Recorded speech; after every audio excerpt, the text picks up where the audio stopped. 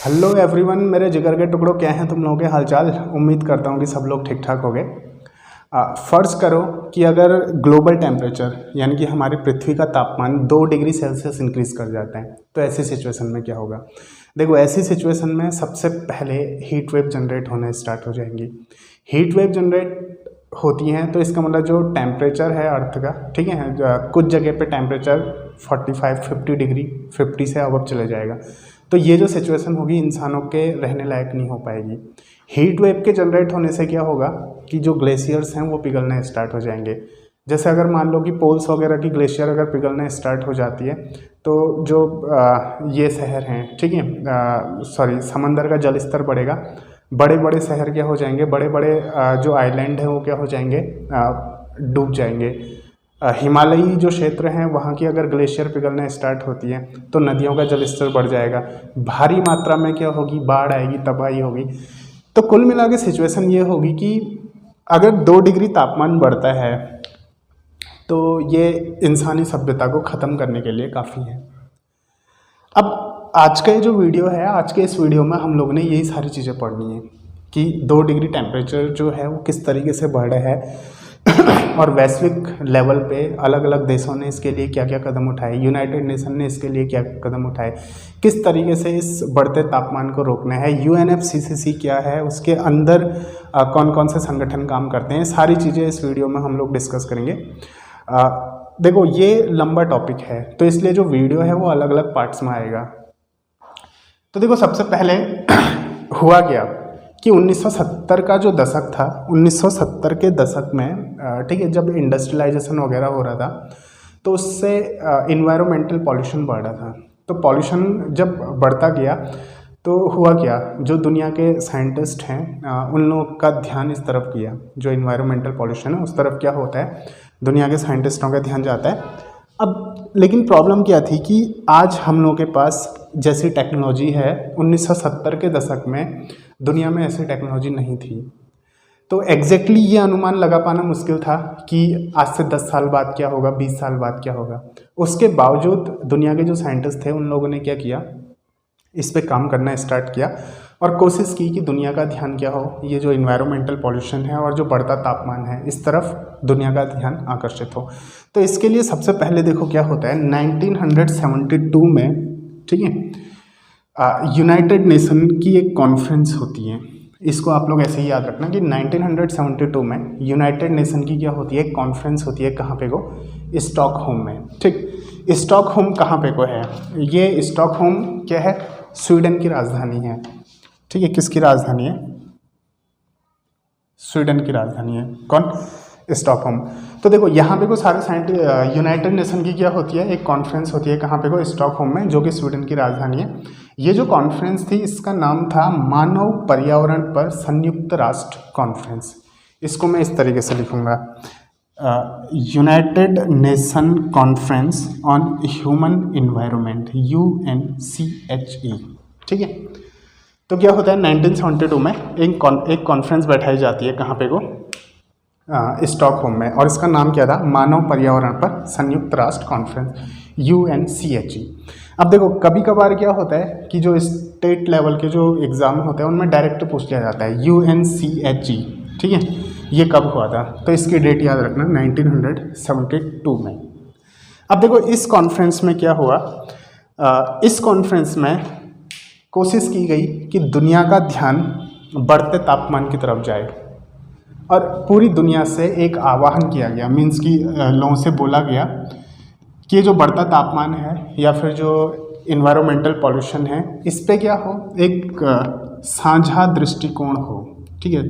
साझा दृष्टिकोण मतलब कि सब लोगों को ये पता चले कि क्या क्या, किन किन कारण से क्या है, जो पॉल्यूशन है वो इंक्रीज़ कर रहे हैं, और पॉल्यूशन के इंक्रीज़ करने से किस तरीके से तापमान बढ़ रहा है, किस तरीके से उसको कम करना है। एक कॉमन क्या हो, ठीक है, लोगों के अंदर इसकी एक कॉमन समझ हो, ताकि सब लोग क्या करें, इस तरीके से काम करें कि पॉल्यूशन कम हो और साथ साथ ही क्या हो, तापमान के बढ़ने को रोका जा सके। तो मीन्स इसमें सिर्फ एक आह्वान किया गया था दुनिया के लोगों से कि क्या करें, इन्वायरमेंटल पॉल्यूशन पे और बढ़ते तापमान पे क्या करो, एक साझा दृष्टिकोण आप लोग रखो। ठीक, अब उसके बाद क्या होगा, देखो ये स्टार्टिंग का टाइम था, 1970 का दशक था। अब 1970 के दशक में ऐसा कुछ था नहीं कि लोग इस बात को समझ पाएंगे।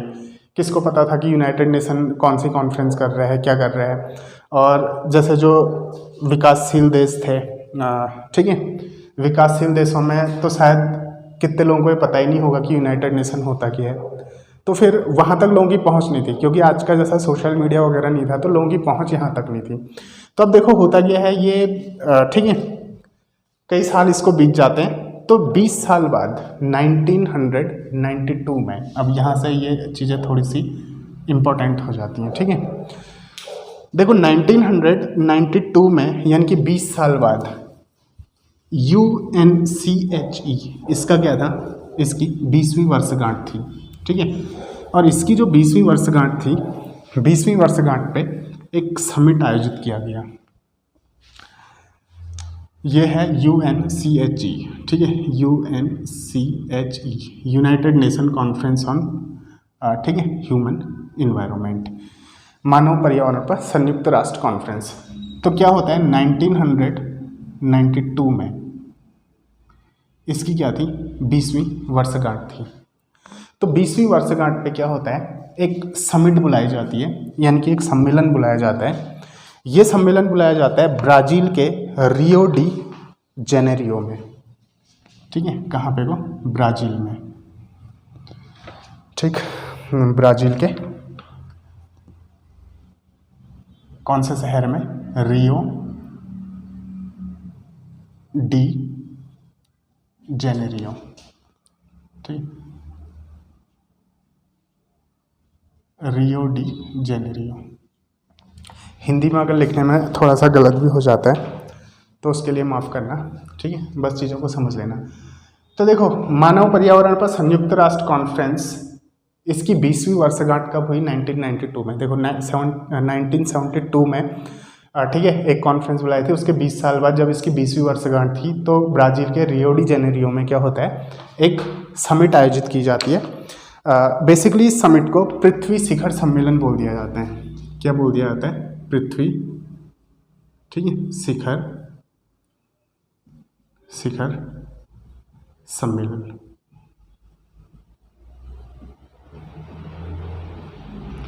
अब देखो, ये पृथ्वी शिखर सम्मेलन किसका पार्ट है, ये UNCHE का पार्ट है, यानी कि मानव पर्यावरण पर संयुक्त राष्ट्र कॉन्फ्रेंस का पार्ट है। ठीक है, पृथ्वी शिखर सम्मेलन। अब देखो, ये जो सम्मेलन बुलाया गया, पृथ्वी शिखर सम्मेलन, इस सम्मेलन में क्या होता है, अच्छा पहले इसका एक बार ऑफिशियल नाम क्या था उसको देख लो। जो इसका आधिकारिक नाम था वो था पर्यावरण एवं विकास पर, ठीक है, पर्यावरण एवं विकास पर, पर्यावरण एवं विकास पर संयुक्त राष्ट्र सम्मेलन, संयुक्त राष्ट्र सम्मेलन। ठीक है, पर्यावरण एवं विकास पर संयुक्त राष्ट्र सम्मेलन, शॉर्ट में इसको लिखेंगे UNCED। UNCED क्या हुआ ये, यूनाइटेड नेशन कॉन्फ्रेंस, ठीक है, ऑन इन्वायरमेंटल डेवलपमेंट, संयुक्त राष्ट्र पर्यावरण और विकास पर संयुक्त राष्ट्र सम्मेलन। तो अब देखो होता क्या है, पूरी जो कहानी है उसको ऐसे समझना। 1972 में UNCHE यानी कि एक कॉन्फ्रेंस बुलाई जाती है जिसका नाम क्या था, UNCHE, United nation conference on human environment. इसके 20 साल बाद, ठीक है, 20 साल तक ये नॉर्मली ऐसे ही चलता रहा, मतलब स्लो मोशन में चलता रहा। फिर 1992 में 20 साल बाद क्या होता है, ब्राज़ील के रियो डी जेनेरियो में एक कॉन्फ्रेंस आयोजित की जाती है, यानी कि एक समिट आयोजित की जाती है जिसका नाम क्या था, पृथ्वी शिखर सम्मेलन। तो ये पृथ्वी शिखर सम्मेलन क्या है, UNCHE का पार्ट है, और इसका जो ऑफिशियल नाम था यानी कि जो इसका आधिकारिक नाम था वो क्या था, पर्यावरण और विकास पर संयुक्त राष्ट्र सम्मेलन, ठीक है, UNCED। तो ये UNCED किसके अंडर आता है, UNCHE के अंडर। तो इसको मैं यहाँ पे को बनाते जा रहा हूँ, देखो UNCHE इसके अंडर क्या आता है, इसके अंडर आता है UNCED।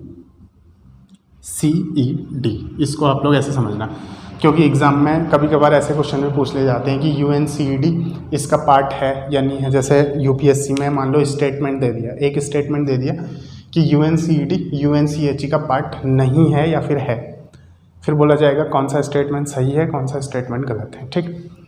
अब स्टेट PCS में डायरेक्ट पूछ लिया जाएगा। तो देखो होता क्या है, जब ये पृथ्वी शिखर सम्मेलन आयोजित किया जाता है तो अब यहाँ पे वो कुछ दस्तावेज जारी किए गए, ठीक है। क्या होता है, इस सम्मेलन के अंदर कुछ दस्तावेज जारी किए जाते हैं। दस्तावेज जारी करने का मतलब क्या है कि देखो हमने काम क्या क्या करने हैं। सम्मेलन तो जारी कर दिया कि जो वैश्विक तापमान है, ठीक है, वो बढ़ते जा रहे हैं, तो उसको कैसे कम करना है, क्या करना है, मीन्स कि एक प्लान बनाया गया, ठीक है। प्लान बनाया गया तो उसके लिए कुछ दस्तावेज जारी किए गए कि हम ऐसा करेंगे और ठीक है इतने टाइम तक हम ये करेंगे, ये सारी चीज़ें। तो ये जो दस्तावेज थे इनको ध्यान से देखना क्योंकि ये इंपॉर्टेंट है। तो देखो पहला जो दस्तावेज जारी किया गया ये था रियो घोषणा पत्र, ठीक है। ये क्या था, रियो घोषणा पत्र, रियो घोषणा पत्र, ठीक है। तो देखो जो रियो डिक्लेरेशन है या फिर रियो घोषणा पत्र जो है वो किसके अंदर जारी किया गया, पृथ्वी शिखर सम्मेलन के अंदर, ठीक है, यानी कि UNCED इसके अंदर जारी किया गया। दूसरा जो दस्तावेज था ये था एजेंडा 21। तो देखो रियो घोषणा पत्र ये जो था ये क्लाइमेट चेंज पे था, ठीक है, क्लाइमेट चेंज। और एजेंडा 21 जो था ये था सस्टेनेबल डेवलपमेंट यानी कि सतत, ठीक है, सतत विकास। देखो एग्जाम में कभी कभार सीधे क्वेश्चन पूछ लिए जाते हैं। जैसे अगर आप स्टेट के एग्जाम की तैयारी कर रहे हो तो सीधे क्वेश्चन पूछ देगा कि एजेंडा 21 किस पे आधारित है। तो किस पे आधारित है, सतत विकास यानी कि सस्टेनेबल डेवलपमेंट पे। रियो घोषणा पत्र किस पे आधारित है, ये क्लाइमेट चेंज पे हो गया, जलवायु परिवर्तन पे, ठीक। तीसरा जो घोषणा पत्र था ये था वन सिद्धांत। अब ये तो नाम से ही पता चल रहा है कि किस पे संबंधित होगा, ये जंगलों से संबंधित होगा, ठीक है, वन सिद्धांत। अगला जो इसमें दस्तावेज जारी किया गया ये था जलवायु परिवर्तन पर फ्रेमवर्क कन्वेंशन। इसको मैं शॉर्ट में लिख देता हूँ UNFCCC, जलवायु परिवर्तन पर फ्रेमवर्क कन्वेंशन, ठीक है, United nation framework convention on climate change. इसको क्या बोलेंगे, United nation framework convention on climate change, ठीक, जलवायु परिवर्तन पर फ्रेमवर्क कन्वेंशन। अगला जो दस्तावेज जारी किया गया ये था जैव विविधता पर कन्वेंशन, CBD, कन्वेंशन ऑन, ठीक है, convention on bio diversity, CBD, convention on bio diversity यानी कि जैव विविधता पर कन्वेंशन। और अगला जो कन्वेंशन था ये था मरुस्थलीकरण को रोकने हेतु कन्वेंशन, UNCOD, ठीक है, मरुस्थलीकरण को रोकने हेतु convention, UNCOD, United nation conference on combat desertification, ठीक। तो देखो पृथ्वी शिखर सम्मेलन के अंदर कुछ दस्तावेज जारी किए। वो जो दस्तावेज थे वो कौन कौन से थे, रियो डिक्लेरेशन, एजेंडा 21, वन सिद्धांत, UNFCCC, CBD और UNCOD, United nation conference on, ठीक है, क्लाइमेट चेंज, और ये हो गया CBD, ये कॉन्फ्रेंस ऑन बायोडाइवर्सिटी, ठीक, जैव विविधता पर कन्वेंशन ऑन बायोडाइवर्सिटी, मरुस्थलीकरण को रोकने हेतु कन्वेंशन। तो यहाँ पे को देखो ये जो 3 कन्वेंशन हैं UNFCCC, CBD और UNCOD। ये जो 3 कन्वेंशन है इनको बोला जाता है three sister convention, three sister, ठीक है, कन्वेंशन। इसको क्या बोला जाता है? थ्री सिस्टर कन्वेंशन इसको बोला जाता है। UNFCCC हो गया, CBD हो गया, UNCOD हो गया, वन सिद्धांत, एजेंडा 21, रियो डिक्लेरेशन, सबके सब कहाँ से निकल के आए हैं? सबके सब 1992 का जो पृथ्वी शिखर सम्मेलन है वहाँ से निकल के आए हैं, ठीक। तो देखो UNCHE, इसके अंडर क्या निकल के आया? UNCED निकल के आया, United nation conference on environment development. UNCED के अंदर क्या निकल के आए? ये पांचों की पांच, ये पांच की पांच चीज़ें, ठीक है। कितनी? 1 2 3 4 5 6, ये 6 चीज़ें कहाँ से निकल के आती हैं? ये सारी की सारी, ठीक है, UNCED के अंदर से निकल के आती हैं। ये सारी की सारी चीज़ें बड़ी इंपॉर्टेंट हैं कि रियो डिक्लेरेशन क्या था, एजेंडा 21 क्या था। तो बेसिकली, ठीक है, UNFCCC, CBD, UNCOD, यहाँ से मैक्सिमम क्वेश्चन एग्जाम में पूछे जाते हैं। तो हम लोगों का जो काम है, ठीक है, हम लोगों का काम क्या है? UNFCCC को पढ़ना, CBD को पढ़ना और UNCOD को पढ़ना, ठीक। तो देखो इन तीनों के लिए मैं अलग वीडियो बनाऊंगा, इसमें ये वाला आज पढ़ लेंगे, इन 2 के लिए मैं अलग वीडियो बनाऊंगा। तो इस तरीके से हम इन सारी चीज़ों को क्या करेंगे? कवर करेंगे। कहाँ पे को क्या चीज़ कवर करनी है, क्या मेन चीज़ है, वो सारी चीज़ें देखेंगे, ठीक है। तो सबसे पहले इसमें स्टार्ट करेंगे UNFCCC, यूनाइटेड नेशन, ठीक है।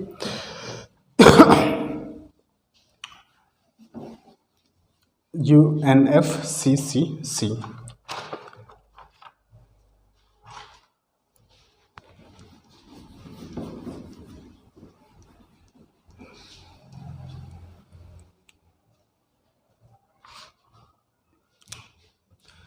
तो देखो जो UNFCCC था, CCC, ठीक है,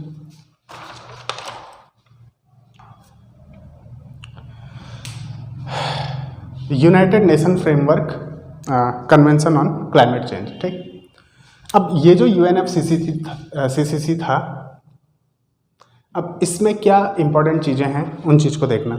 देखो 1992 में इसको एक्सेप्ट किया गया, ठीक है। 1992 में जो अर्थ समिट हुआ था, पृथ्वी शिखर सम्मेलन हुआ था, वहाँ इसका दस्तावेज पेश किया गया। लेकिन इसने काम करना स्टार्ट किया 1994 से, ठीक है। तो इसकी जो डेट है ये है आप लोगों की 21 मार्च 1994। तो कब से इसने काम करना स्टार्ट किया?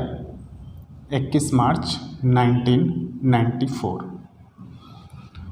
तो स्टेट के एग्ज़ाम में ये डेट डायरेक्ट पूछी जा सकती है कि UNFCCC ने कब से काम करना स्टार्ट किया। तो कब से स्टार्ट किया? 21 मार्च 1994 से इसने काम करना स्टार्ट किया। अब देखो 1994 से ये अस्तित्व में आया, काम करना स्टार्ट किया, और इसका जो पहला, ठीक है, इसकी जो पहली मीटिंग हुई, अब देखो हुआ क्या, जब इसने काम करना स्टार्ट किया तो हर साल इसकी क्या होने लगी? मीटिंग्स होने लगी, ठीक है। इसकी जो मीटिंग्स हैं तो उनको नॉर्मली हम क्या बोल लेंगे? कॉन्फ्रेंस ऑफ पार्टीज़ उनको बोल लेंगे, ठीक। तो इसकी हर साल क्या होती है? मीटिंग्स होना स्टार्ट होती हैं। तो अलग अलग देश इसमें क्या होते हैं? शामिल होते हैं। तो 1995 में, इसके अगले साल, ठीक है, 1995 में क्या होता है? इसकी पहली मीटिंग होती है। और एग्ज़ाम में क्वेश्चन पूछा जा सकता है कि UNFCCC की जो पहली मीटिंग थी वो कहाँ हुई, ठीक है। तो देखो इसकी जो पहली मीटिंग हुई थी वो हुई थी बर्लिन में, ठीक। इसकी पहली मीटिंग कहाँ पे हुई थी, या फिर इसका जो पहला सम्मेलन था वो कहाँ हुआ था? बर्लिन में, ठीक है, इसका पहला सम्मेलन हुआ था। इस चीज़ को आप लोग क्या करना? नोट कर लेना। तो देखो अब हर साल क्या हुआ? इसका सम्मेलन होते गया। अब 1995 से अब तक न जाने इसके कितने सम्मेलन हो चुके हैं। तो हर एक सम्मेलन के बारे में हमने नहीं पढ़ना। एग्ज़ाम में जो क्वेश्चन आता है वो क्या आता है कि वो सम्मेलन जहाँ पे वो कुछ महत्वपूर्ण क्या लिए गए? डिसीजन लिए गए, उनके बारे में एग्जाम में वो आप लोगों से क्वेश्चन पूछ लेगा। जैसे मान लो क्योटो प्रोटोकॉल से आपसे क्वेश्चन पूछ लिया, ठीक है। तो इस तरीके से जिन मीटिंग्स में इंपॉर्टेंट समझौते किए गए, वहाँ से हम लोगों का क्या होता है, क्वेश्चन बनता है।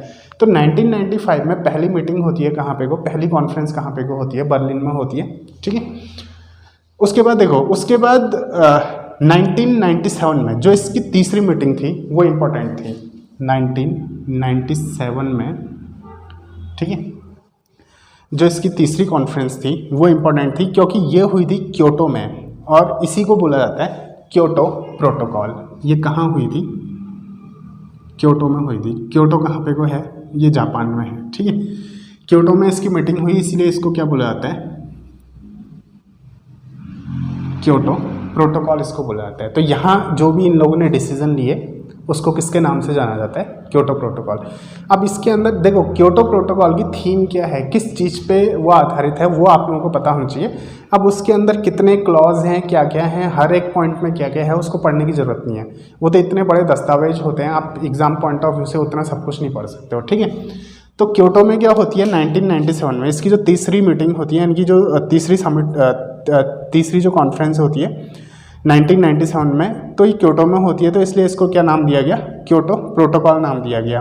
अब लेकिन होता क्या है, देखो क्योटो प्रोटोकॉल 1997 में अपनाया तो गया, लेकिन इसने काम करना 1997 से स्टार्ट नहीं किया, इसने काम करना स्टार्ट किया 2005 से, ठीक है। ये भी इम्पोर्टेंट फैक्ट है कि क्योटो प्रोटोकॉल ने कब से काम करना स्टार्ट किया। ये 2005 यानी कि 16 फरवरी 2005 से ये क्या होता है, ठीक है, 16 फरवरी 2005 से क्या करता है, काम करना स्टार्ट करता है। अब 2005 से इसने काम करना स्टार्ट किया, लेकिन क्योटो प्रोटोकॉल में किस तरीके से काम करना है उसके लिए कुछ नियम बनाए गए थे, ठीक है, ध्यान देना। 1997 में इस दस्तावेज को जारी किया गया क्योटो प्रोटोकॉल, ठीक, लेकिन इसने काम करना शुरू किया 2005 से। अब 2005 से क्यों किया गया, क्योंकि 1997 में खाली एक थीम रखी गई थी कि हम इस चीज़ पे काम करेंगे, किस तरीके से काम करेंगे, उसके नियम क्या होंगे काम करने के, ठीक है। ये सब निर्धारित किए गए थे 2001 में, ठीक। और ये लंबा टाइम लग ही जाता है, क्योंकि वैश्विक लेवल पे अगर कोई काम करना है तो उसमें लंबा टाइम लग जाएगा, ठीक। हर एक देश के साथ क्या होगा, जितने भी मीटिंग में जितने भी मेंबर कंट्रीज़ हैं उन सब के साथ क्या होगा, ठीक है, बातचीत करनी पड़ेगी, तो इसमें लंबा टाइम लग जाता है। तो 2001 में कुछ नियम निर्धारित किए गए, इस वजह से इसने 2005 से क्या हुआ, काम करना स्टार्ट किया गया। अब देखो 2001 में जो नियम निर्धारित किए गए थे, ये इसकी 7वीं बैठक पे यानी कि 7th मीटिंग पे ये सब कुछ हुआ था, ठीक। इसलिए 7th मीटिंग जो है वो भी इम्पोर्टेंट हो जाती है। तो इसकी कॉन्फ्रेंस ऑफ पार्टीज यानी कि COP7 में ये सब हुआ था, कॉन्फ्रेंस ऑफ पार्टीज COP7। इसकी जो मीटिंग्स हैं उनको COP करके जाना जाएगा, इसको दिमाग में रखना। तो जैसे COP1, COP2, COP3 ये सब क्या हैं, इसमें कंफ्यूज मत होना। COP7 क्या है, ये इसकी 7th मीटिंग है। तो COP7 में क्या हुआ, ठीक है, इसके लिए कुछ नियम निर्धारित किए गए। अब ये जो COP7 हुआ था, ये हुआ था मराकेश मोरक्को में। कहाँ पे को हुआ था ये, ठीक है, मराकेश मोरक्को, ठीक। ये कहाँ हुआ था, मोरक्को में हुआ था। तो इसलिए इसको किस नाम से जाना जाता है, इसको मोरक्को समझौता के नाम से जाना जाता है, यानी कि मराकेश समझौता के नाम से इसको जाना जाता है, ठीक। किस नाम से जाना जाता है, मराकेश, ठीक, समझौता। तो देखो एग्जाम में क्वेश्चन पूछा जा सकता है डायरेक्टली, जो ठीक है स्टेट के एग्जाम है उसमें डायरेक्ट क्वेश्चन पूछा जाएगा कि मराकेश समझौता कौन से कॉप में हुआ था। ये COP7 में हुआ था, ठीक है।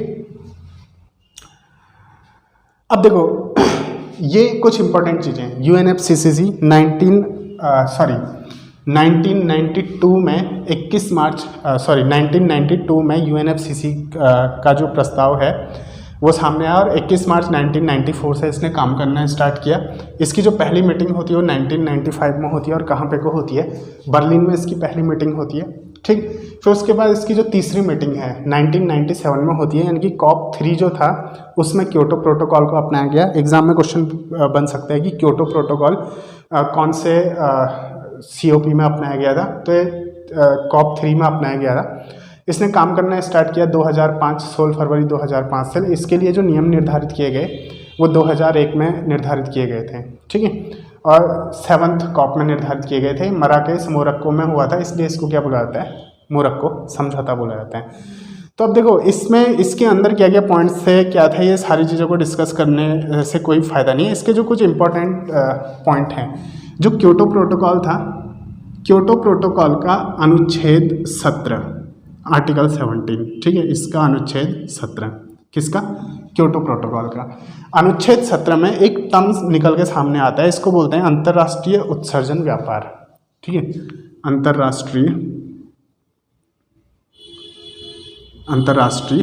उत्सर्जन, ठीक है, उत्सर्जन व्यापार इसको बोला जाता है। देखो इसको समझ लो, ये क्या है, ये किसके अंदर है, अंतर्राष्ट्रीय उत्सर्जन व्यापार, ये क्योटो प्रोटोकॉल के अंदर है, ठीक है। तो अंतर्राष्ट्रीय उत्सर्जन व्यापार में है क्या कि देखो नॉर्मली होता क्या है, अलग अलग देशों के लिए अलग अलग लिमिट सेट की गई, ठीक है, कि आप कितना कार्बन उत्सर्जित कर सकते हैं। मान लो फॉर एग्जांपल, खाली एग्जांपल दे रहा हूँ, कोई एक देश है ए, ठीक है, इस ए देश के लिए लिमिट सेट की गई कि ये एक साल में 20 टन के बराबर क्या है, कार्बन उत्सर्जन कर सकते हैं, ठीक है, CO2 का क्या कर सकता है, उत्सर्जन कर सकता है। मीन्स कि देखो अब होगा क्या, नॉर्मली हर देश में गाड़ियाँ चलेंगी, कुछ ना कुछ उत्सर्जन तो होगा ही। हमने कोशिश करनी है कि उस उत्सर्जन को क्या किया जाए, कम किया जाए। गाड़ियाँ चलेंगी, फैक्ट्रियाँ चल रही हैं, ठीक है, ट्रेन चल रही हैं, तो अलग अलग चीज़ों से अलग अलग तरीके से क्या होता है, कार्बन का उत्सर्जन होता है। तो अब मान लो कोई एक देश है ए, इसके लिए सेट किया गया है कि भाई आप क्या कर सकते हो कि एक साल में 20 टन क्या कर सकते हो, कार्बन का आप उत्सर्जन कर सकते हो, ठीक। अब होगा क्या, मान लो इस देश ने कोशिश की कि इस एक साल में ये कार्बन के उत्सर्जन को कम करें, ठीक। तो इसने क्या किया, 18 टन क्या हुआ, कार्बन का उत्सर्जन किया उस एक साल में। तो देखो इसकी लिमिट कितनी थी, 20 टन की थी ना। इससे बोला था कि आप 20 टन तक आप क्या कर सकते हो, उत्सर्जित कर सकते हो, कोई दिक्कत नहीं है। लेकिन इसने अपनी कोशिश की, अपनी कोशिश से इसने क्या किया, 18 टन का उत्सर्जन किया, इनकी 2 टन की इसने क्या कर दी, उस साल में बचत कर दी। तो अब होगा क्या, इसने कोशिश की है ना पर्यावरण को बचाने की, तो इसके लिए इसको क्या हुआ, एक तरीके से इसको एक रिवॉर्ड समझ सकते हो। इससे बोला कि जो 2 टन तुमने बचाया है, ठीक है, 18 टन की खपत की और 2 टन इसने क्या किया, बचा लिया, कुछ ऐसे मतलब वहाँ पे कोई रूल्स रेगुलेशन लगाए जिससे कार्बन उत्सर्जन कम हो गया और 2 टन इसका क्या हो गया, बच गया। तो ये 2 टन क्या करेगा, बेच देगा, ये क्या करेगा, उसको बेच सकते हैं। अब जब ये इसको बेच देगा किसी दूसरे देश को जिसको ज़रूरत है, जहाँ पे कोई ज़्यादा उत्सर्जन हो रहा है, दूसरे देश को ये क्या कर सकता है, बेच सकता है। तो इस ए देश को क्या होगा, कुछ पैसे भी मिल जाएंगे, ठीक। तो हुआ क्या, इसने कार्बन उत्सर्जन को कम किया और जो भी इसकी जो लिमिट थी उससे कम उत्सर्जन किया और जितनी लिमिट बची थी उसको क्या किया, दूसरे देश को बेच दिया। तो इसको क्या बोलते हैं, अंतर्राष्ट्रीय उत्सर्जन व्यापार बोलते हैं, ठीक। तो इसी में कार्बन क्रेडिट की संकल्पना पैदा होती है, कार्बन क्रेडिट। तो देखो कार्बन क्रेडिट में क्या होता है कि एक कार्बन क्रेडिट क्या होता है, ये होता है आप लोगों का 1 टन CO2 के बराबर, 1 टन CO2 के बराबर। एक कार्बन क्रेडिट किसके बराबर होता है, 1 टन CO2 के बराबर होता है। अब देखो कार्बन क्रेडिट जो है, ठीक, ये किसी देश को मिलता कैसे है, कार्बन क्रेडिट किस तरीके से किसी देश को मिलेगा। मान लो फिर अगेन वही, ये कोई एक देश है ए, ये कैसा देश है, विकसित देश है, जो इसके Annex 1 में शामिल है। Annex 1, Annex 2, Annex 3 3 कैटेगरी बनती है जिसमें अलग अलग देशों को शामिल किया है। तो फिलहाल उसमें ध्यान देने की ज़रूरत नहीं है, अभी एग्जाम पॉइंट ऑफ व्यू से ज़्यादा इंपॉर्टेंट नहीं है। ये मान के चलो कि ये कोई विकसित देश है, जैसे अमेरिका वगैरह कोई विकसित देश है, ठीक। तो अब होगा क्या, अब ये किसी विकासशील देश, मान लो बी कोई विकासशील देश है, मान लो अफ्रीका का कोई देश है, ठीक है, या फिर चलो मान लो इंडिया ही मान लो, ठीक है, विकासशील देश के अंदर आ जाएगा। तो ए क्या है, कोई विकसित देश है, बी क्या है, कोई विकासशील देश है। अब होगा क्या, देखो यहाँ पे को जो विकासशील देश है उसने क्या किया, एक परियोजना स्टार्ट की। अब ये जो परियोजना है, ये कैसी परियोजना है, ये इस तरीके की परियोजना है जिसमें कार्बन के उत्सर्जन को कम किया जा सके। कोई ऐसी परियोजना है जिसमें कार्बन के उत्सर्जन को क्या किया जा सके, कम किया जा सके। तो अब देखो ये जो बी है, अब इसको पैसे की ज़रूरत पड़ेगी ना। कोई मान लो एक ऐसा प्लांट लगाना है जो कार्बन के उत्सर्जन को क्या करेगा, एब्जॉर्ब करेगा या फिर कम कर लेगा, तो उसके लिए पैसा चाहिए। अब अमेरिका ने क्या किया, इसको पैसा दे दिया। यानी कि अमेरिका ने या ये ए देश ने क्या किया है, जो विकासशील देश है उसकी ऐसी परियोजना पे पैसा लगाया है जो कार्बन के उत्सर्जन को कम करेगी।